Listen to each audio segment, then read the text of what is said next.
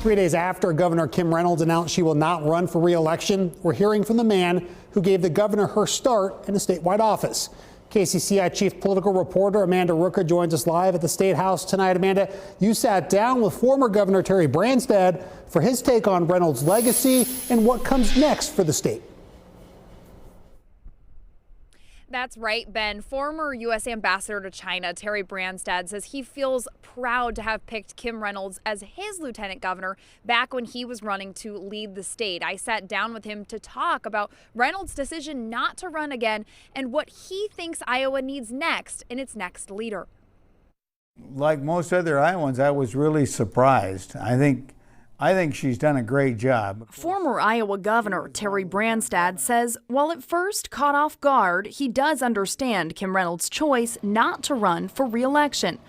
After leading the state for more than 2 decades himself, Branstad says the job does take time away from family. She's got a lot of grandchildren, and she's also got elderly parents with, I think, some health issues, and her husband has had as well, but she's done a great job. I truly appreciate the confidence. Branstad picked Reynolds as his lieutenant governor back in 2010. At the time, she was a relatively unknown state senator. But Branstad says Reynolds impressed him years prior when she was Clark County treasurer.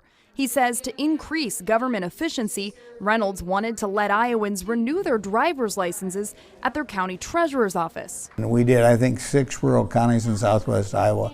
It was so popular, it's now being done in, I think, 83 counties.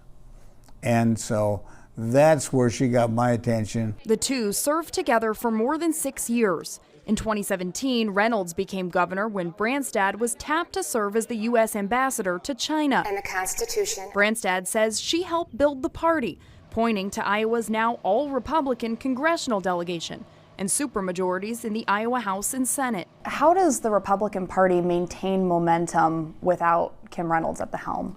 Well, it's going to be difficult because Kim Reynolds was a very hardworking, popular governor. Is there a Republican you'd like to see run for governor? Well, yes, but I'm not ready to say that yet.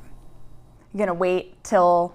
I'll wait until see what happens and see who's running. He says the right candidate needs to win the primary without alienating the Iowans who don't vote for them. I hope Republicans will nominate a candidate that certainly has a conservative philosophy, but also is very open to meeting with all kinds of people and listening to their concerns. So we need somebody that's hardworking and sincere.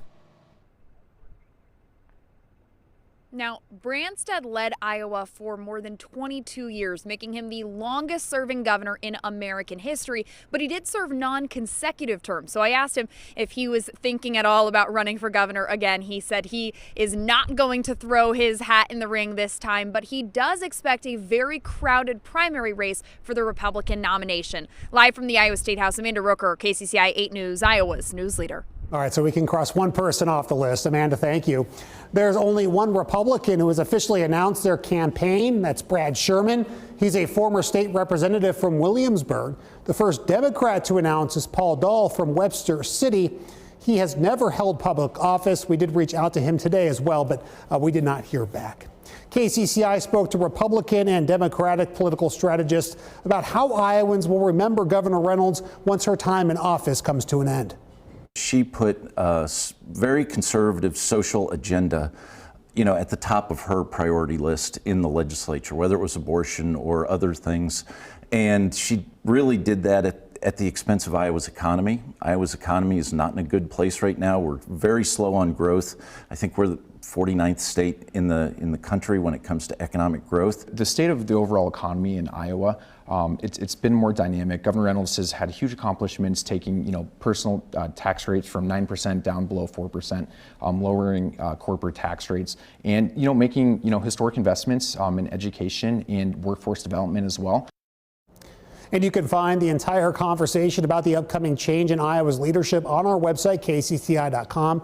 Just make sure to click the Close Up tab.